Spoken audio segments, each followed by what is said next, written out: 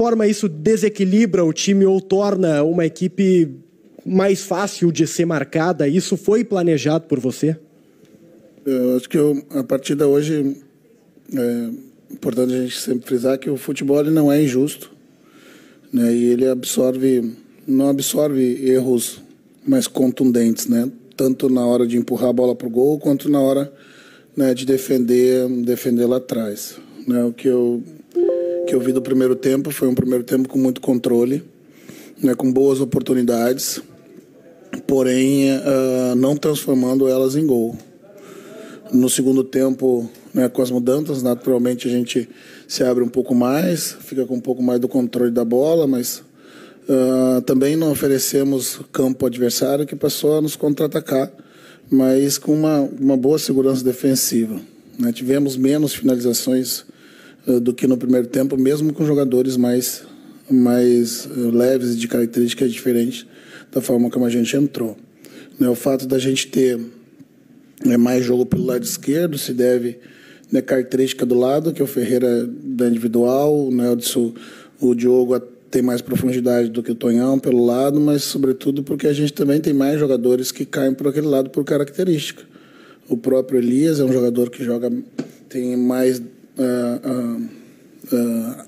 facilidade de jogar do meio para o lado esquerdo, porque é um ponto esquerda. Zubitello dá bastante profundidade pelo lado esquerdo, né? Como eu disse, o Ferreira tem a profundidade pela habilidade, né? E do outro lado a gente tem o Lucas, que faz um controle mais por trás da linha da bola, né? O Tonhão, que é um zagueiro improvisado, que teve algumas boas passagens pelo lado com cruzamento, e o Campas, que vem para dentro do campo para ser o nosso meia, né? Que a gente não tem em função do TP, né? Eu não atribuo a isso, né, o fato da gente se tornar previsível, porque a gente conseguiu criar da mesma forma, mesmo o adversário entendendo que tem uma tendência do time, né, pelo lado esquerdo, a gente criou bastante oportunidade de gol. Roger, boa noite. O Grêmio criou oportunidades de gol. Agora, se a gente for ver o segundo tempo, por exemplo, a oportunidade de gol, a exigência do goleiro da Chapecoense foi uma grande defesa numa cobrança de falta que aconteceu no final. Está faltando repertório de jogadas para o Grêmio, talvez isso se deva até, embora já tenha sido até campeão gaúcho, mas há uma chegada tua que ainda não conseguiu reconhecer no grupo o melhor jeito de jogar? Não, acho que o melhor jeito foi a primeira coisa que a gente conseguiu entender, uma estrutura que nos permitiu ter solidez no campo, né? Essa avaliação da jogada era pelo casamento das características dos jogadores. Novamente, o segundo tempo com jogadores mais leves, a gente não teve a mesma contundência que no primeiro, né? Que em alguns momentos se imagina que você vai jogar em casa com um tripé por dentro, né, e você vai ter pouca criatividade. Nós empurramos o adversário no primeiro tempo para o seu campo e finalizamos algumas bolas perigosas que poderiam ser transformadas em gol, pelo menos 3 ou 4 no primeiro tempo. No segundo tempo, o adversário fez algumas mudanças, botou mais velocidade na frente.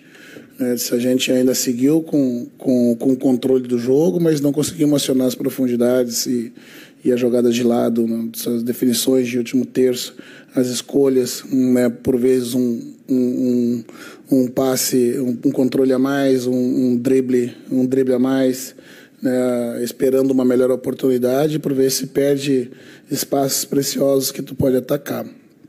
Eu acho que repertório você vai construir indefinidamente, mas eu penso que não passou por aí, não passou pela ausência de um meia de criatividade no campo, sobretudo no primeiro tempo, né? Você passou por, como eu disse, o futebol ele não é injusto, né? Se você cria 4, 5 oportunidades de gol e não coloca a bola para o gol e o adversário cria uma e coloca, é a justiça, né? A justiça no placar pela contundência. Hoje o que nos faltou foi a competência de empurrar a bola para o gol, né, que o adversário teve na sua única oportunidade. Tudo bem, Roger, você citou, né, as oportunidades criadas pelo Grêmio, mas a bola não foi colocada na rede. Foram várias oportunidades de fato. Só que não foi a primeira vez que aconteceu dessa forma, né? A gente viu na estreia contra a Ponte Preta, a gente viu na final do Campeonato Gaúcho. Então o que falta para o Grêmio colocar a bola na rede? Por que a bola não está entrando? porque a gente não teve a competência necessária para empurrar a bola para o gol, né? A bola não passou pelo goleiro, que fez uma grande defesa no lance do Ferreirinha, né? Ela escorregou por baixo, foi por cima da trave. Dezenas de bolas daquela escorregam por baixo, vai para o fundo da rede, né? O Elias não conseguiu acertar, né, de um cruzamento lateral, uma cabeçada onde ele antecipou o segundo pau, né? Essa bola saiu raspando a trave, finalizações de média distância saiu raspando a trave, né? A competência suficiente para empurrar a bola para o gol, né? Para definir a partida, né? Que em outros momentos você vai ter uma ou duas oportunidades, vai fazer as duas, né? Mas já aconteceu de fato, né, no jogo anterior, a gente teve muitas boas e claras oportunidades.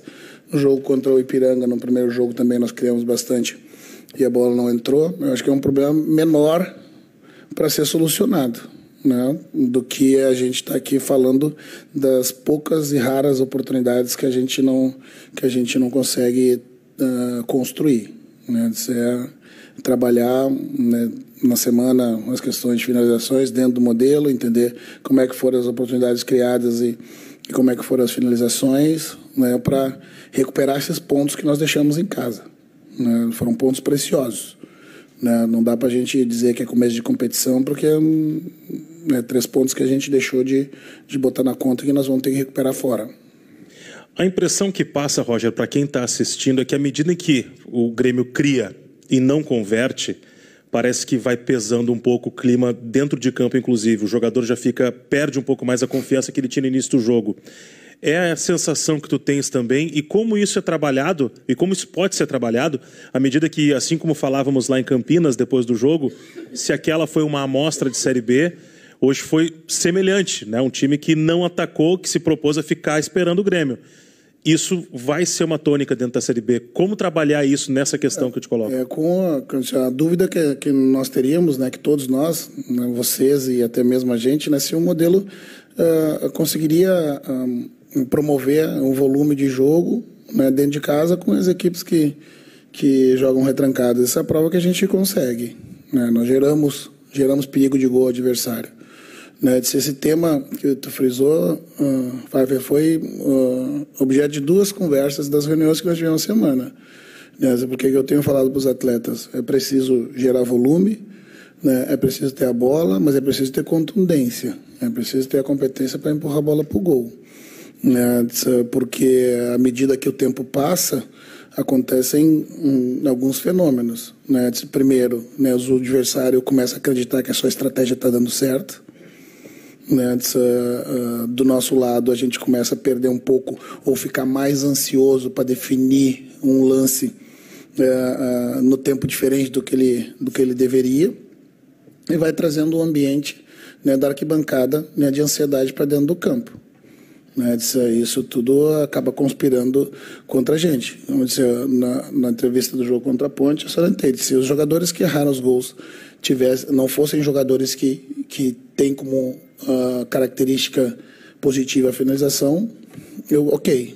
Né? Mas agora nós temos jogadores que definem bem, tanto Lucas de média distância, Bitelo de média distância, Campaz. Hoje a bola que o Campaz não conseguiu finalizar na entrada era a bola que ele prefere finalizar, aquela bola naturalmente, no mínimo, ele consegue acertar o alvo. Né? Hoje o que eu senti hoje? O segundo tempo a torcida veio muito mais com a gente. Hoje tinha 3 minutos de jogo, quem estava atrás de mim já estava pedindo para eu trocar jogador em campo. Mas o que a gente precisa entender, né, dizer que, né, a energia que a gente coloca para fora, para a arquibancada, ela vai retornar, mas em alguns momentos nós vamos precisar que o torcedor empurre a gente. Né, hoje eu senti no primeiro tempo, em alguns momentos, me pareceu que a gente não estava como a gente estava jogando como visitante dentro da nossa casa. Né, como eu frisei anteriormente,